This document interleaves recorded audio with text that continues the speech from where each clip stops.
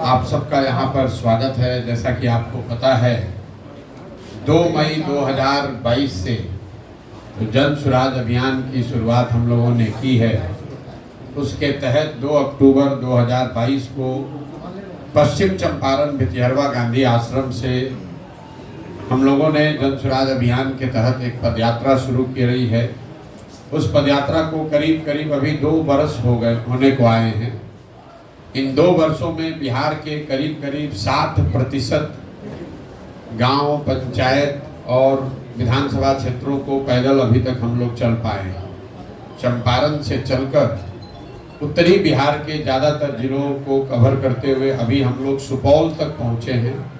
सुपौल के बाद अभी ये पदयात्रा वहाँ से अररिया, किशनगंज, पूर्णिया, कटिहार होते हुए दक्षिण बिहार में हम लोग पहुँचेंगे और फिर दक्षिण बिहार में भागलपुर, बांका, जमुई, मुंगेर करके उस शाहाबाद की दिशा में आएंगे। लेकिन यहाँ पहुँचने में अभी 6, 8, 9 महीने भी लग सकते हैं, क्योंकि अभी काफ़ी एरिया बाकी है।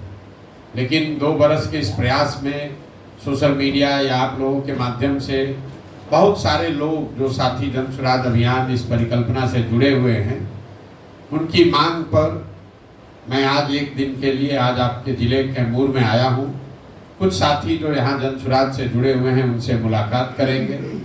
यहाँ पर बगल में रामगढ़ के आपके यहाँ उपचुनाव है, वहाँ पर जो जन सुराज से साथी जुड़े हुए हैं उनसे चर्चा भी करेंगे कि क्या वो चुनाव लड़ना चाहते हैं।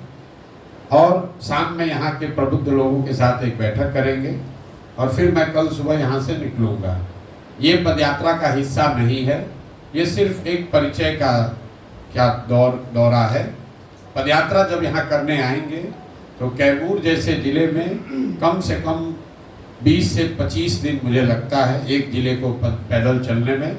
जब यहाँ आएंगे तो उतना समय यहाँ बिताएंगे, गांव-गांव जाना, लोगों से मिलना, जो जन सुराज की परिकल्पना है, जो सोच है, जो उद्देश्य है, उसको लेकर लोगों को जगाना, समझाना, वो काम जब मैं यहाँ पदयात्रा में आऊँगा तब करूँगा।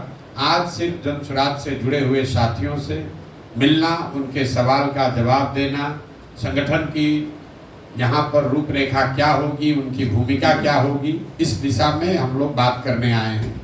आज की यात्रा का एक उद्देश्य ये भी है कि चूंकि जन सुराज परिवार से जुड़े हुए लाखों लोगों ने मिलकर ये निर्णय ले लिया है कि 2 अक्टूबर 2024 को जन सुराज अभियान के माध्यम से जुड़े हुए लोग मिलकर एक नया राजनीतिक दल बना रहे हैं।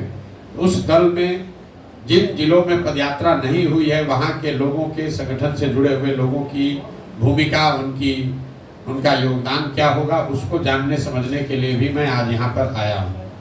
आपके प्रश्न मैं लूँगा। उससे पहले पदयात्रा का जो संक्षिप्त मेरा अभी तक का अनुभव है, उसको संक्षिप्त 5-7 मिनट में मैं आपसे साझा करना चाहता हूँ। उसके बाद आपके प्रश्न लूँगा। पूरी पदयात्रा में 2 बरस करीब 5,500 गाँवों में पैदल चलने के बाद मेरा अपना मानना है कि बिहार में 3 जो सबसे बड़ी समस्या लोग बता रहे हैं। पहली समस्या है बेरोजगारी और पलायन का। ये 3 ऐसी समस्या है जिसको किसी वर्ग विशेष, जाति विशेष, समाज, गांव, जिला, पंचायत का समस्या नहीं है, सर्वस्पर्शी समस्या है। पहली समस्या है बेरोजगारी और पलायन। दूसरी समस्या है शिक्षा व्यवस्था का पूरी तरीके से ध्वस्त होना। और तीसरी बड़ी समस्या है यहाँ किसानों की बदहाली। अब जो पहली, मैं तीनों बात को थोड़ा थोड़ा आपको समझाऊंगा कि लोगों ने क्या बताया, हम लोगों ने जमीन पर क्या देखा। जो पहली समस्या है बेरोजगारी और पलायन, इस पर खूब चर्चा होती है।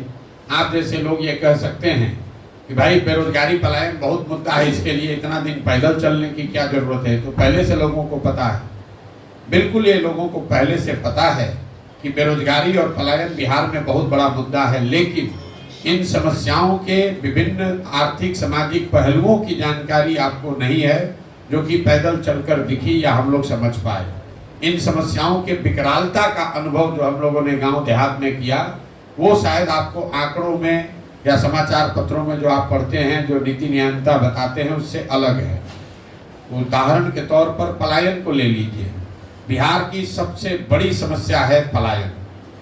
लोगों को लगता है कि पलायन यहाँ गरीब लोगों की समस्या है, गरीब परिवार के बच्चे मजदूरी करने के लिए, रोजी रोजगार, परिवार का भरण पोषण करने के लिए दूसरे राज्यों में जाकर काम करते हैं।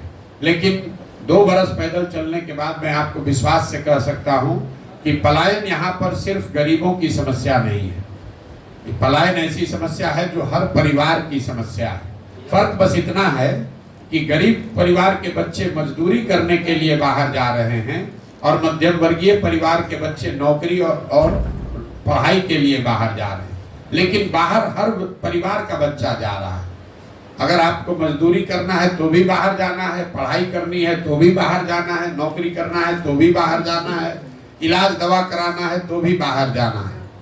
पर पलायन का असर ये है, दशकों से चलने वाले इस पलायन की वजह से लोगों के, समाज के मन में परिवार की परिकल्पना ही धीरे धीरे खत्म हो गई है। हम लोग जब गांव में जाते हैं, शायद ही कोई ऐसा परिवार मिलता है जिसमें माँ बाप, पति पत्नी, बाल बच्चे एक साथ रह रहे हैं। ज्यादातर परिवारों में कोई एक ही या 2 पीढ़ी का आदमी रह रहा है, एक पीढ़ी का आदमी बाहर ही गया हुआ है। आप लोग भी देखते होंगे गांव देहात में, जब हम लोग गांव में चलते हैं, गांव में बच्चे मिलते हैं, बूढ़े मिलते हैं, महिलाएं मिलती हैं, नवयुवक कहीं गांव में नहीं है।